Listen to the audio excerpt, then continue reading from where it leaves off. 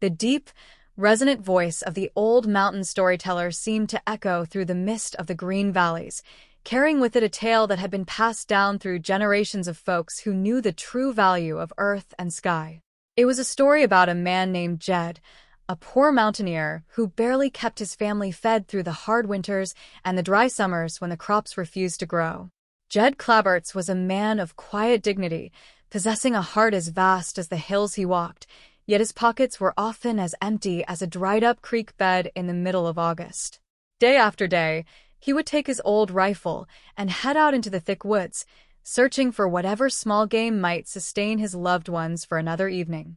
Then, upon one beautiful and fateful morning, while he was shooting at some food in the dense brushwood, an incredible thing happened that would change the course of history for his entire lineage. Up from the ground come a bubbling crude, a dark and thick liquid that burst forth from the ancient soil with a rhythmic, pulsing sound that startled the birds from the trees. Oil, that is, the very substance that the modern world lusted after with unyielding passion. The folks in the big cities called it black gold or Texas tea, a liquid treasure buried deep beneath the limestone and clay where Jed had walked for 40 years without ever knowing the immense wealth that lay right under his worn leather boots. Well, the first thing you know, old Jed is a millionaire, his life transformed in the blinking of an eye as the money poured in faster than a mountain river after a spring thaw. The news spread through the hills like wildfire, and soon all the kinfolk gathered around a small wooden cabin to offer their wisdom. The kinfolk said that Jed must move away from there immediately, for the quiet hills were no longer a fitting home for a man with millions of dollars in the bank. They said that California was the absolute place he ought to be, a land of golden sunshine and endless opportunity where the wealthy lived in absolute luxury. So they loaded up the old family truck with everything they owned, tying down the rocking chairs and the wooden crates with heavy rope, and they moved to Beverly Hills, that is, the land of beautiful swimming pools and glamorous movie stars. They were the Beverly Hillbillies, a family of pure hearts and simple ways suddenly thrust into the glittering center of modern civilization. On a bright and sunny morning in the heart of Beverly Hills, the grand mansion of the Claberts family stood tall against the clear blue sky, its marble pillars gleaming in the sunlight. Inside the beautiful house, a kind and dedicated secretary named Megan was preparing for the day ahead, her eyes filled with warmth as she greeted the master of the house. "Good morning, Mr. Claberts," she said with a cheerful smile that could brighten the darkest of rooms. Jed looked up from his heavy wooden table, his face etched with the familiar kind lines of a mountain man who had not let wealth change his gentle nature. He tipped his hat slightly and asked if Granny and Ellie Mae were back from the hills yet.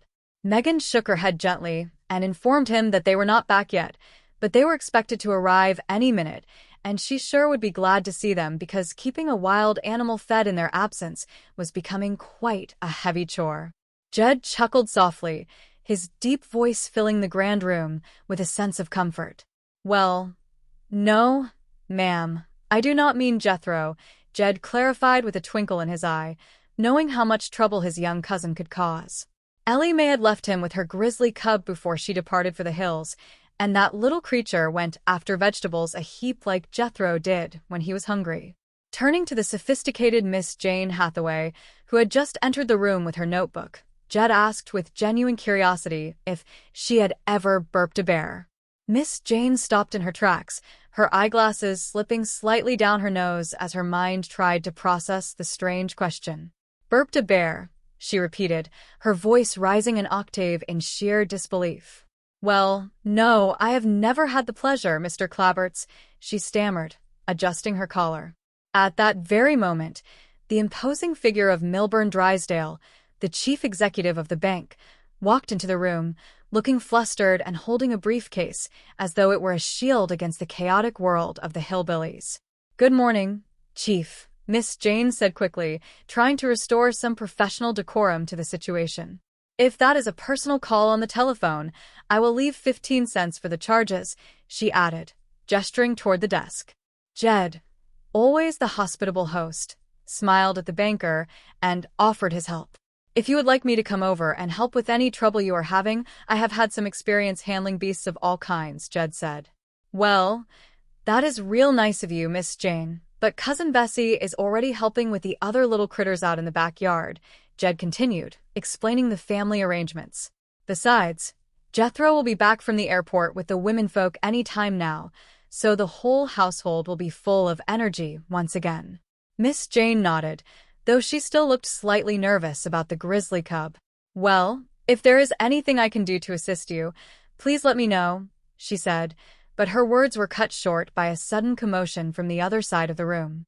Get back away, come here, a voice shouted, and Miss Jane sighed, turning back to the telephone. I am afraid I have to hang up now because Captain Bligh wants me immediately, she said into the receiver before turning to her boss. Milburn Drysdale was pacing the floor, his face red with anxiety as he looked at his secretary. You called, Chief? Miss Jane asked, stepping forward. Where is my morning newspaper? Drysdale demanded, his hands trembling slightly as he thought about what might be printed in the headlines. Well, Chief, I really do not think you should see it today, Miss Jane replied honestly, holding the paper behind her back. It will only upset you deeply, and we have a very important day at the bank ahead of us. Drysdale scoffed loudly, tossing his briefcase onto a leather chair. What do you mean it will upset me? He shouted. Do you honestly believe anything could upset me after what I have been through with those lovable but unpredictable hillbillies lately? Just think about what happened last week when Jethro received his official induction notice from the army. Instead of letting the boy report like a regular citizen, Jed goes out and buys him an actual military tank. A massive steel tank. And then, through a series of ridiculous events, I have to be his official tank crew. He dresses me up like Donald Hindenburg of all people, and I end up getting arrested by the local authorities. I am already at my wit's end, so how could the morning paper possibly upset me more than that? Miss Jane lowered her head and warned him that nobody in the bank would hear him if he kept shouting, but she finally handed over the newspaper. Drysdale looked at the front page, and his eyes widened in absolute horror. Oh, gosh, he whispered, the color draining from his face as he stared at the photograph.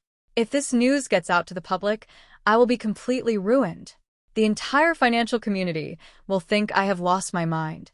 Oh, no, this cannot be happening, he groaned, sinking into a nearby sofa and burying his face in his hands. Miss Jane walked over and patted his shoulder comfortingly. Oh, now, Chief, she said softly, trying to soothe his fragile ego. Remember what they say about old soldiers. Old soldiers never cry. They just fade away. Drysdale looked up, his eyes watery with frustration. It is so incredibly unfair, he complained. Jethro dressed up like General Patton, with a shiny helmet and the twin pistols, and nobody even saw him or arrested him. He got away with it completely. Miss Jane smiled gently and reminded him that it was all over now, and there was no use crying over spilled milk. Jethro had promised to return the tank to where he got it, and right now at this very moment, he was bringing Granny and Ellie Mae home from the airport in a safe, normal automobile. However, out on the sunny streets of Beverly Hills, the loud, mechanical rumble of a diesel engine shattered the neighborhood peace as Jethro Bodine drove the massive military tank right down the clean asphalt lane. Inside the cramped metal command compartment, Granny was shouting at the top of her lungs, her small fists clenching as the vibration shook her entire frame. Jethro, you are busting my eardrums with this loud machine, she screamed over the roar of the motor. Ellie Mae was sitting beside her, holding a small basket and trying to keep her balance as the tank hit a small bump in the road.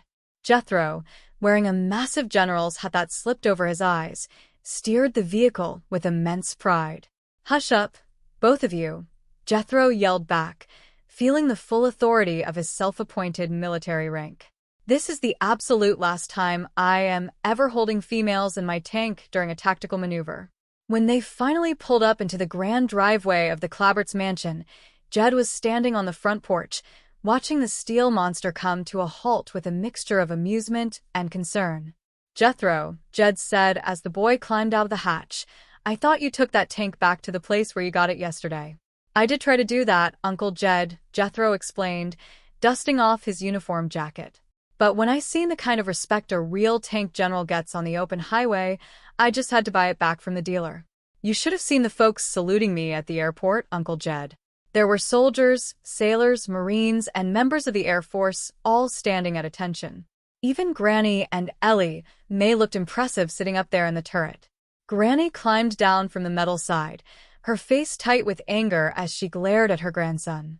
"Jed, fetch my medical bag immediately," she ordered, shaking her skirt to get the dust out. "Are you hurt somewhere, Granny?" Jed asked, stepping forward to help her down. "No, I ain't hurt.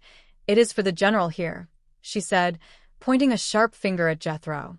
"I ain't down there yet, but I am about to teach him a lesson about driving his elder kinfolk around in a tin can." Jed placed a gentle hand on her shoulder, trying to keep the peace. "Granny, let us be easy on the boy," Jed reasoned. "Jethro's going into the army very soon, and he is just feeling excited about serving his country." Granny scoffed and crossed her arms. "Jed, do you honestly know what that boy put Ellie Mae and me through on the way from the airport?" she asked. "There ain't nearly enough room in that metal thing for 4 people." Jed looked at her,